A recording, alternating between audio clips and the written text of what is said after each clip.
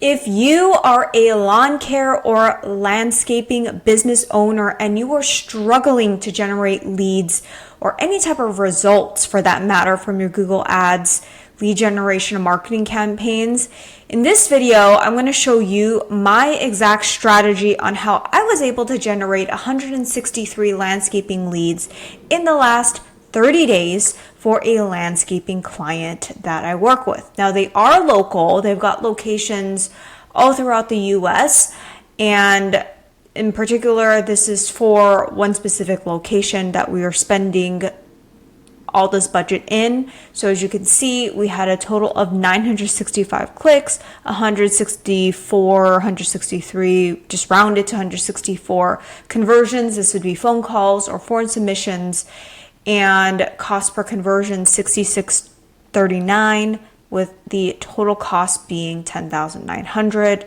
That's how much was spent in the last 30 days. Now, before you start freaking out over the total ad spend, you can get these types of results at the same type of conversion rate while spending less, absolutely. But that all has to do with how you set up your Google Ads campaign. So if you want to get cost per leads in this range, that depends on your level of competition, your quality scores, other things within Google Ads. We'll talk about that in terms of how to set up the proper Google Ads campaign to generate you quality leads as I walk you through my strategy in this video. If you're new to my channel, my name is Michelle. I'm the founder of Level 28 Media, and I help local service-based businesses like yours generate leads through Google Ads. So if you need an audit or managed services and you're spending at least $2,000 a month on Google pay-per-click advertising, check out the link below and I'd be more than happy to have a consultation with you. So now let me take you through the actual pay-per-click PPC strategy on how I was able to get these results. So the first thing that you need to do is you need to define what type of jobs you want. For landscaping and lawn care, there's a lot of different jobs that fall underneath that. And I'm just going to list those here. It could be lawn care, landscaping, sod installation, turf installation. It could be hardscaping. There could also be shrub removal, other things that might fall in this, gardening. So you need to really sit down and decide what types of jobs you want to attract in your Google Ads campaign. And from there, you'll also need to decide, do you only want residential or do you want to do a mix of residential and commercial? Once you decide these specific jobs that you want to attract, these themes would allow you to build out the specific keywords and ad groups that you are going to create within your Google Ads account. One thing that I want to say before moving forward is the majority of the traffic coming from Google Ads is going to be residential, not commercial. Very few leads will be commercial, and that's just the way that Google operates in terms of how commercial leads will typically find you. A lot of times these commercial leads will be coming through other types of channels, whether it's through either LinkedIn or organic or networking. But if you're really trying to beef up your residential leads, Google Ads is definitely the place to go. Now, I'm not saying that you're not going to be getting any commercial leads, but the majority of the leads will be residential. So let's take you through the other things that you need to define. The next thing that you want to define is, what jobs do you not want? So when I'm auditing landscapers, Google Ads accounts, I look into the search terms report and I'm seeing things like pest control, tree removal, bagworm removal. The problem is when you're using specific match types like broad match, it's going to assume that landscaping is the same as pest control. But you and I both know that landscaping is not the same as pest control. Pest control has to do with like rodent removal, ant removal, stuff like that. So you need to really define what you don't want. This is going to allow you to build a negative keyword list. These are jobs that you don't want. You need to build out negative keyword lists so you block out searches for these specific things. When I say one and done, I'm talking about jobs like mow, blow, and go, just like a one-time thing and then just be done with it. A lot of landscapers and lawn care business owners, they don't want just a one and done, a one-time job type of thing. They want consistent revenue. They want clientele that's going to continue to want to use their services, whether it's for lawn care or landscaping for a longer term basis. But sometimes identifying these one and done jobs are not going to be that easy. But I want you to just first decide what type of jobs you don't want to attract that kind of fall under that residential or landscaping and lawn care. Something else that I've seen too is mowing, lawnmower repair. Sometimes that will fall under if you're using broad match. So if you don't want any lawnmower repair, I know that is not the same as lawn mowing and not the same as landscaping, but when you're using broad match or phrase match, sometimes Google might group those together. So be proactive as much as you can, because every dollar saved is going to be important so that you're not wasting money on the wrong type of leads. The next thing that I want you to note down as you're building out before you're even building out your campaign is, where do you want to target? Define the specific cities, zip codes, radiuses, counties, etc. When I work with landscapers and lawn care business owners, a lot of them tend to want to go after the more affluent zip codes or cities, and you certainly can do that. I've seen best results come from zip code targeting. It's a lot more precise, and with zip codes you can really hone in on the specific higher income areas versus counties, where a county might have a very affluent area on one end and a very low income area in one end.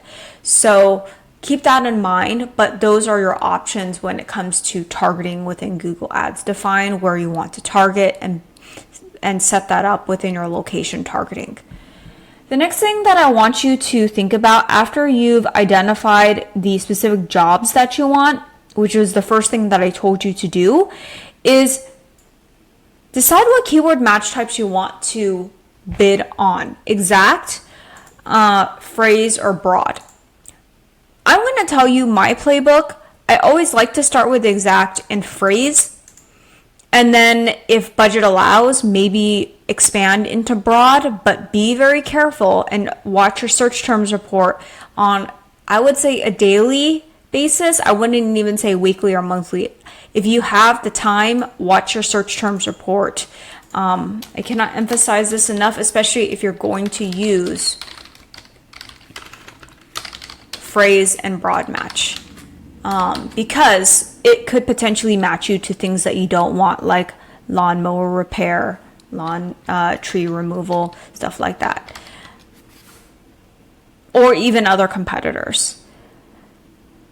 The next thing is, when determining the campaign types, here are the specific campaign types that I would recommend. Biggest priority, search only, no PMax, no AI max, just search specifically. And you wouldn't want to use a smart campaign or anything. It would only be the specific search campaign, and then demand gen for retargeting if budget allows. And your next question might be, what is retargeting? Retargeting is the ability to serve ads to people that have already been on your website before. So it's just a way to re-engage users, to remind them about your brand or service, and then have them potentially come back and convert. So I would say search only would be your number one priority. That's what this whole strategy that I built out for you here has to do with. But if you do have extra budget, do remarketing or retargeting, same thing. Conversion types, what different conversions should you be measuring? you need to set up conversion tracking before you even launch. So this is number one priority. If you mess this up, you're not going to be set up for success on your campaign. Two things I want you to prioritize when you're setting this up: phone calls and forms. Generally, you will get more phone calls than form submissions. Phone calls are typically better anyway because these are people calling, looking for a quote right away. And, forms, these people might be at work. They might not be available to actually answer the phone. So phone calls would be where I would really prioritize, and then forms should still be an option. You should not remove forms. When I took over this landscaping client's account, they were only measuring forms as a form of conversion. And as you can imagine, we were missing out on probably 80% of leads because we were not actually tracking the phone calls. So that was a huge win on our part for being able to track the phone calls coming in afterwards, after I started helping them, set all this thing up for the conversion tracking side of the campaign.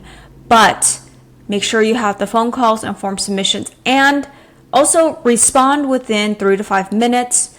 Expectation these days is pretty much instant, but replies from the landscaper or lawn care company that's able to get to them the quickest is usually the one that has the fastest conversion rate. Next, let's talk about bid strategies. If you want fast results, use maximize conversions first. But I want you to be aware that you are going to be wasting money. And I think no matter where you go, whether you use maximize conversions, maximize clicks, manual, you will be wasting money. If you have a brand new campaign, just expect that there's going to be a learning curve. There's a learning period, and then on top of that, there is a learning curve, especially if you don't have any data behind these keywords and are using phrase and broad match, there's going to be wasted spend. If you want results fast, go the maximize conversion route, but expect some wasted ad spend, and do expect that it's going to bid higher and more aggressively to get you conversions. But only use maximize conversions if you have conversion tracking set up properly. After you've had it set up and you have things tested, go for that. And then change the target CPA after 1 to 2 weeks, I would say, to have more control over your target CPA. That's my recommendation. If you want to give it more time, you can, but Google may probably still be bidding super aggressively if you keep things on maximize conversions. But if you want to be conservative, you can go the manual or max CPC method or max clicks method. Bid strategy first. These are not the same, these are different. But you can go either way. Maximize clicks is an automated bid strategy. Manual CPC is a manual, so you will have to watch that very carefully. And then potentially switch to target CPA, which is a maximize conversions automated bid strategy after 2 to 3 weeks of learning. This is going to take a lot longer. So when I launched this landscaping campaign a few months ago, I actually tried to be conservative, even though we had a $10,000 a month budget. And I noticed that manual CPC wasn't getting me anywhere. Even maximize clicks was struggling too. And I'm just noticing more and more as time goes on that Google's really just prioritizing the advertisers, leaning into the automated bid strategies, leaning into their AI, and maximize conversions is leveraging that. So if you want the fastest results, this is the way to go. But you still can get results here. It's just going to take a really long time. And I didn't have the time to wait. I had to just move. So I would say that if you try to go this route and you're not getting results after 2 weeks or so, I would try going this route after. But if you don't have the time to wait around, I would go this route and then lock it in your target CPA. Next, I want to talk about audience. What's the age range of the audience that you're trying to target? They're typically going to be homeowners. They care a lot about their garden, their yard. So maybe 30 plus, you tell me. In the range that I'm typically looking at is probably like mid 30s.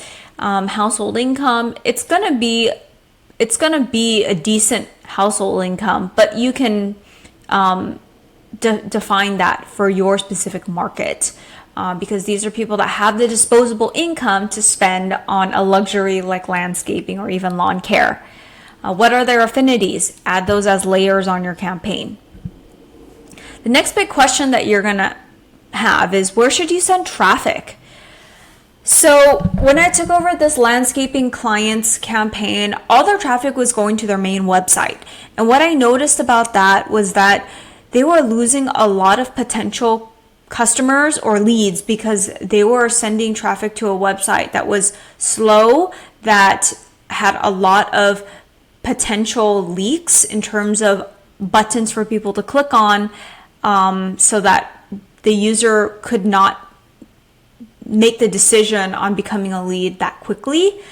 So I recommended to switch over to landing pages, and that actually 3x the number of leads we were getting.